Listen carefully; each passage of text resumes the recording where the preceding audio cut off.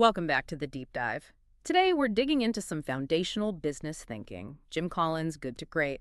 And it's not about the companies that started out amazing, like in his earlier book, Built to Last. Exactly. This is really about the transformation story. Hmm. The research question was, well, can companies that are just okay, maybe even kind of mediocre, actually make a huge sustained leap, become truly great and stay that way? It sounds like they were looking for something intentional, not just luck. Right. And they were incredibly strict about it. This wasn't just like a quick survey. Collins and his team, they looked for companies that made the jump and then kept up really superior results for at least 15 years. 15 years, it's a long time. That definitely weeds out the one-hit wonders. Absolutely. And the results they found were frankly stunning. These good to great companies, their stock returns beat the overall market by an average of 7 times over those 15 years. Wow, 7 times. Yeah, I mean, think about that. That performance blew past even a combined index of giants like Coke, Intel, GE, Merck. Just phenomenal sustained results. Okay, so that level of success explains why people still talk about this research. How do they actually figure it out? The methodology. It was a big 5-year project. They did deep dives into company histories, financials, articles, conducted interviews, the whole 9 yards. And crucially, they didn't just study the successful ones. Ah, the comparison companies. Exactly. They found companies in the same industry, same opportunities, same era that didn't make the leap. Some just stayed mediocre, some even failed.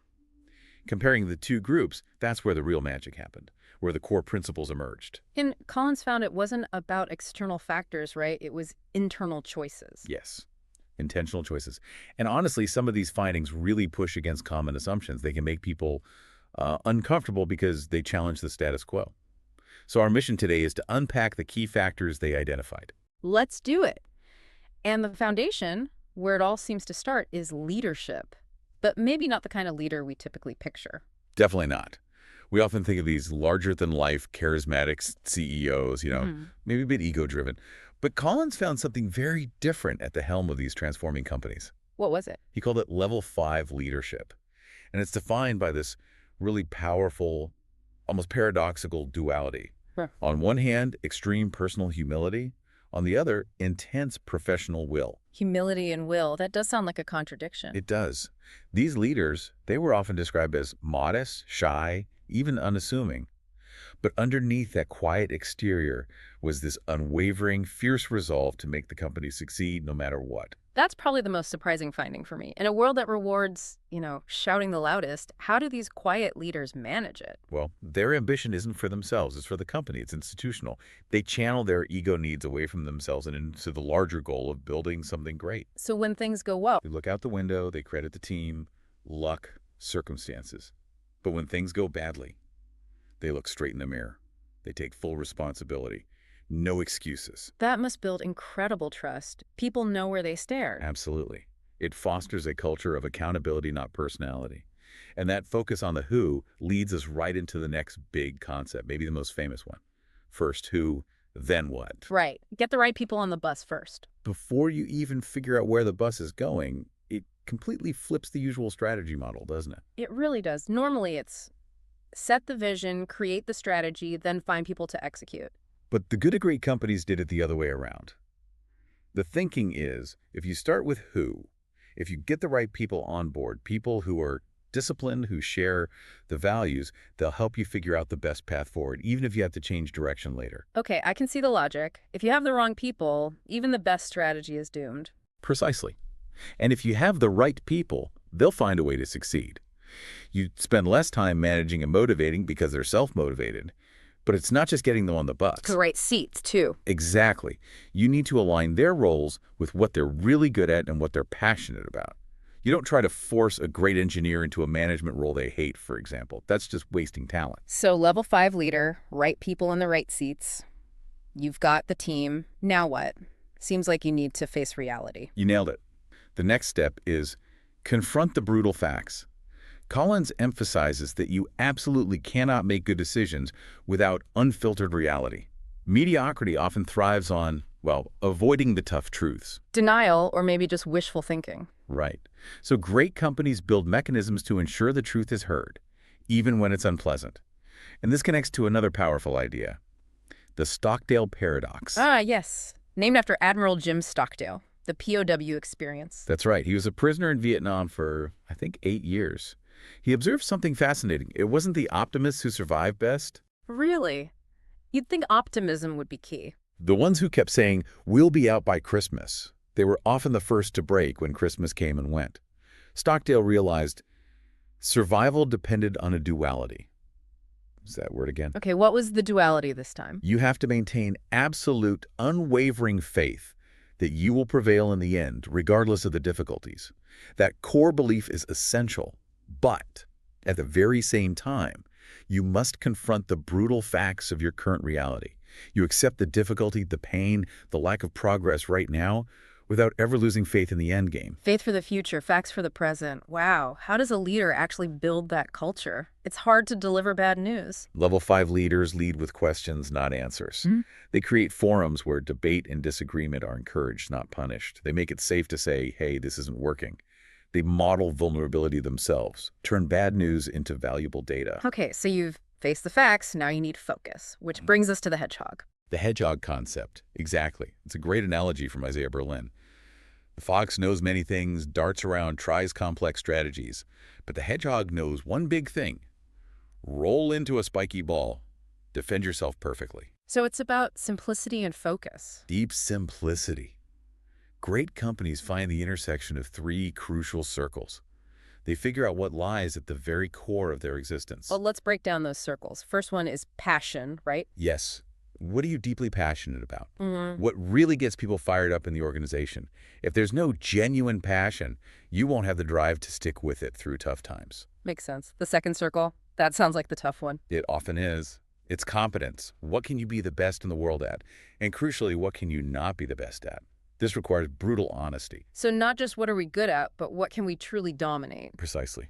And it means maybe stopping things you're good at, even profitable things, if you know you can never be the absolute best in the world at them. That takes serious discipline. Ouch, letting go of revenue streams because you're only good at them. That's the test. Redirecting resources to where you can achieve true mastery. And that ties into the third circle, the economic engine. How you actually make money sustainably. Right. But it's about understanding the core driver.